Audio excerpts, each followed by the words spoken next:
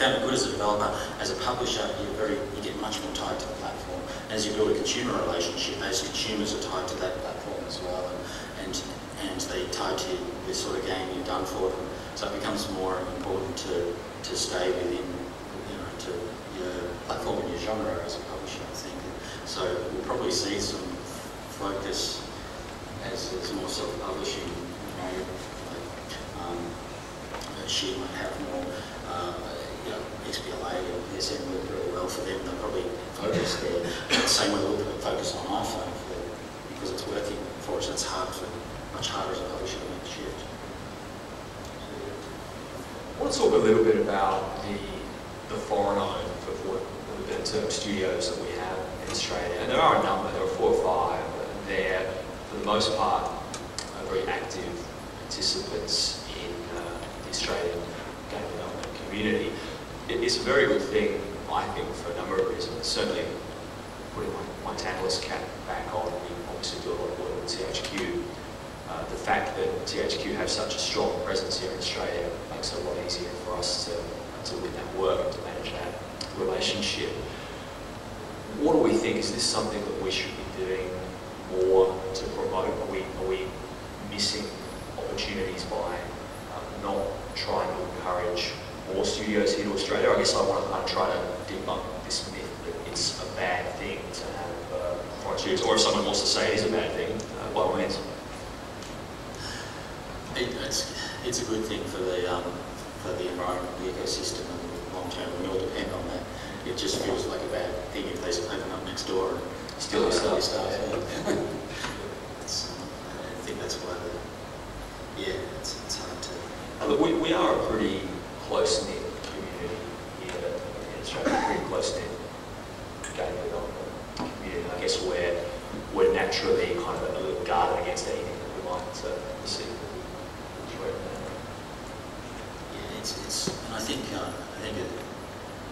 And I think we're used to being very cautious about risks and stuff, and perhaps not quite seeing the upside as much as we should. I think there's a lot of upside in that scenario, obviously, for at the moment anyway. I think before it was about losing staff, but I think that's not right now. So certainly for us, having THQ in Brisbane certainly helped us grow a lot more than we would have, and a lot more deal flow came from that. If we had two other publishers like that in Australia this time, I think things would be a lot easier. And we grew some of them back on THQ as well, and Nintendo, GDAA and DS titles. So it was all very positive. Not so positive as just a studio set up that just wants the stuff, and there's. But when you get that, and there's a bit of give back as well, it's great. I guess obviously I'm not going to say it's a bad thing, but I honestly think it is a good thing. I mean, when we first got acquired, we were actually quite apprehensive. A lot of staff were actually quite apprehensive about it, and go, oh, what does that mean, becoming a part of a publisher? Does that mean we lose all creative controls and we just do whatever the publisher said, blah, blah. But it's actually been totally the opposite, I guess. Like having that, I guess prior to that, it was always chasing the next contract and trying to, please every single publisher. You pitch this and they go, oh, it needs more of this. And you go, yep, you can have more of that. And you pitch it into someone else and they go, oh, it needs more of something else. And you go, oh, I could have more of that. It's just a little bit. Now I find we're being on the publisher side a little bit. I guess you get that bit of say. You get to talk to the marketing guys, talk to the sales guys, and go, hey, do you guys really know what you're talking about? Like, based on what we see the trends are, because it's scary in a way. But sometimes I think being developers and being game fans and game nerds, we kind of do know the trends a little bit better than some of the salespeople. And being able to have that influence has actually given us more creative control and a bit more freedom. So it's been the opposite of what we expected. It's been good. And it's developing a publisher talent. Now the guys who are coming from THQ will know a little bit, will be able to spread that to us. It comes back to this concept of an ecosystem, doesn't it? I guess the history of the Australian game development industry is one of smaller companies spinning off from bigger companies. Have you had that happen yet at Firemint, Rob, or have you, Shainiel, seen staff members leave and start their own thing? Do you think it's going to happen to you, Rob? I guarantee. We've had I'm just trying to count them because three, at least three I know of, maybe four. It's always, by necessity, been a very entrepreneurial industry, game development industry in Australia, and I think especially now there are opportunities, some of them forced opportunities, people that no longer have jobs, they're looking at the next thing they're going to do, and also the good element of that, I guess, there are genuine opportunities in the marketplace for people to avail themselves of business models that didn't exist a few years ago.